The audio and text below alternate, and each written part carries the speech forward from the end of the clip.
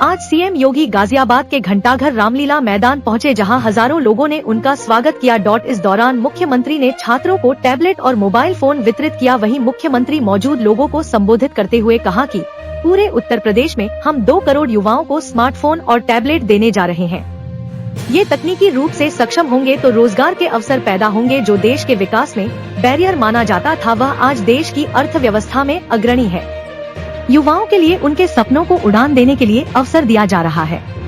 इससे पहले प्रदेश के 10 जिलों में रोजगार मेले का आयोजन किया जा चुका है। पहले गाजियाबाद में 10 साल पहले अराजकता थी, माफियाओं की समानांतर सरकार चलती थी। आज गाजियाबाद स्मार्ट सिटी बन रहा है। गाजियाबाद में एम्स दिल्ली का सेंटर बनने जा रहा है, जहां सभी सुविधाएं मिलेगी। मजबूर करते थे और इन्हीं के कारण केराना जैसी घटनाएं घटित हुई। केराना से व्यापारियों को, हिंदुओं को प्लान करना पड़ा था, कांगड़ा से प्लान करना पड़ा था। बेटी की सुरक्षा खतरे में पड़ गई थी, लेकिन आज मैं कह सकता हूं कि हमारे उत्तर प्रदेश में, नए भारत के नए उत्तर प्रदेश में आज बेटी भी सुरक्षित है और साथ साथ व्यापारी का भी सम्मान है। युवाओं के लिए रोजगार है तो साथ साथ किसान भी आत्मसम्मान के साथ आगे बढ़ने का काम कर रहा है।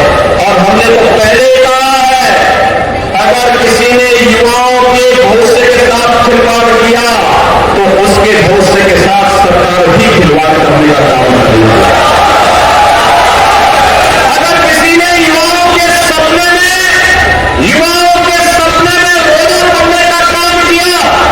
उस रोड़े को जबरन हटाने का काम, उस बैरियर को जबरन हटाने का काम सरकार करेगी और बैरियर करने वालों की संपत्ति को जब्त करके गरीबों में बंटवाने का काम भी सरकार करेगी। और भाइयों, ये गुंडागिरी और अराजकता किसी भी स्थिति में स्वीकार्य नहीं। ये नए भारत का नया उत्तर प्रदेश है। नए भारत में प्रधानमंत्री मोदी जी के नेतृत्व में भारत दुनिया की तीसरी बड़ी अर्थव्यवस्था बन रहा है। मेरे भाइयों, मौसम जैसा भी हो, गाजियाबाद की जनता जनार्दन पूरी उत्सुकता के साथ कार्यक्रमों के साथ जुड़ी हुई है। फिर मैंने अब्दुल गर्व से पूछा, अब्दुल गर्व जी ने कहा, गर्व में क्या हाल है, कैसे चल रहा, मौसम कैसे? उन्होंने कहा कि कार्यक्रम में कोई समस्या नहीं, मौसम चाहे जैसा भी हो आप आ जाइए। और इसीलिए मैं आपके कार्यक्रम में समय से पहुंचा। आपको मैं नाक रगड़ा करती थी, गंगाइयों के सामने नाक रगड़ा करती थी, और जब कांवड़ यात्रा आती थी तो कांवड़ यात्रा की मार्ग में बैरियर लगाते थे, कहते थे ये नहीं होगा। इनको लगता था कि जैसे कांवड़ यात्रा होगी तो पता नहीं क्या हो जाएगा। लेकिन मैं कह सकता हूं, कांवड़ यात्रा को खूब भड़ाके के साथ गाजियाबाद से हरिद्वार के बीच में निकल रही है। लेकिन माफिया और दंगाई कहां चले गए हैं?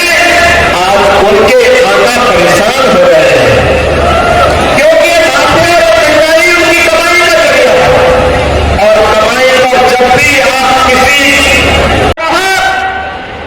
अयोध्या में समाजवादी पार्टी के नेता के द्वारा एक गरीब निषाद बेटी के साथ किया गया व्यवहार रहा हो, या इनका नवाब ब्रांड, कन्नौज का नवाब ब्रांड हो, ये सभी आज समाजवादी पार्टी की पहचान बन चुकी है।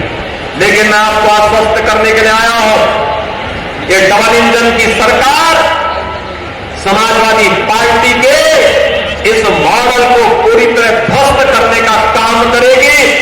बेटी की सुरक्षा हो या व्यापारी का सम्मान, या फिर आम किसान या जनता जनार्दन की सेवा के लिए किए जा रहे प्रयासों में इनके द्वारा जो बैरियर लगा करके अव्यवस्था पैदा करने का कुत्सित प्रयास हो रहा है, इसको एक झटके में उखाड़ने का काम करेगी।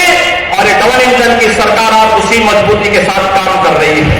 बहनों और भाइयों, ये डबल इंजन की सरकार आपको रोजगार देने के लिए प्रतिबद्ध है। ये स्वामी विवेकानंद युवा सशक्तिकरण योजना के अंतर्गत मिलने वाला एक टैबलेट स्मार्टफोन हम 2 करोड़ युवाओं को देने जा रहे हैं।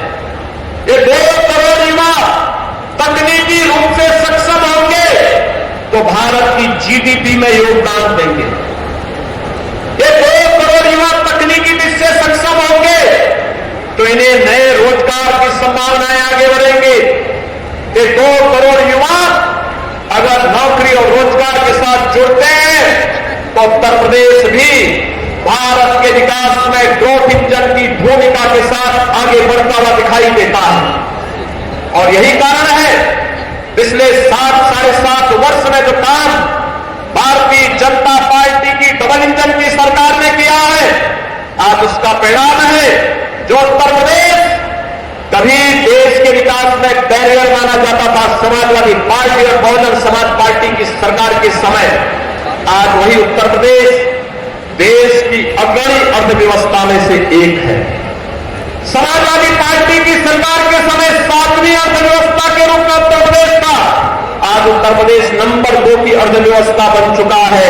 और बहनों और भाइयों, अगले 3 वर्ष हमारे लिए महत्वपूर्ण है। इन 3 वर्ष में उत्तर प्रदेश को देश का अग्रणी नंबर 1 की अर्थव्यवस्था बनाना है। अग्रणी अर्थव्यवस्था के रूप में इसलिए स्थापित करना है जिससे हमारे युवा को यूपी के अंदर ही कार्य मिल सके। नंबर 1 की अर्थव्यवस्था का मतलब उसके सपनों को पग लगाने के लिए, एक नई उड़ान देने के लिए सरकार का संबल उसके साथ जुड़े। और ये निवेश, ये रोजगार, ये नौकरी, इसी को लेकर के सरकार आई है।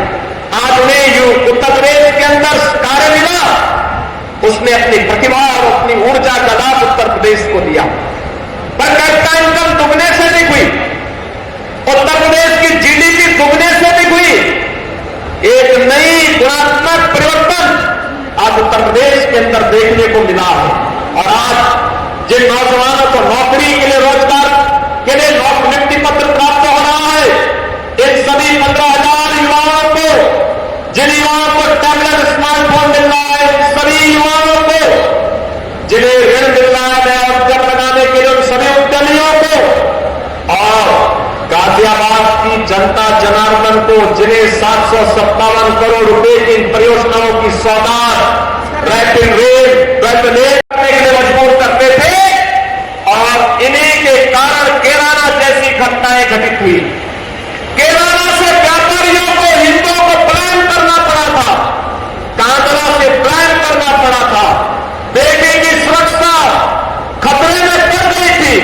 लेकिन आज मैं कह सकता हूं कि हमारे उत्तर प्रदेश में, नए भारत के नए उत्तर प्रदेश में आज बेटी भी सुरक्षित है और साथ साथ व्यापारी का भी सम्मान है। युवाओं के लिए रोजगार है तो साथ साथ किसान भी आत्मसम्मान के साथ आगे बढ़ने का काम करना है। और हमने तो पहले कहा है, अगर किसी ने युवाओं के भविष्य के साथ खिलवाड़ किया तो उसके भविष्य के साथ सरकार भी खिलवाड़ करने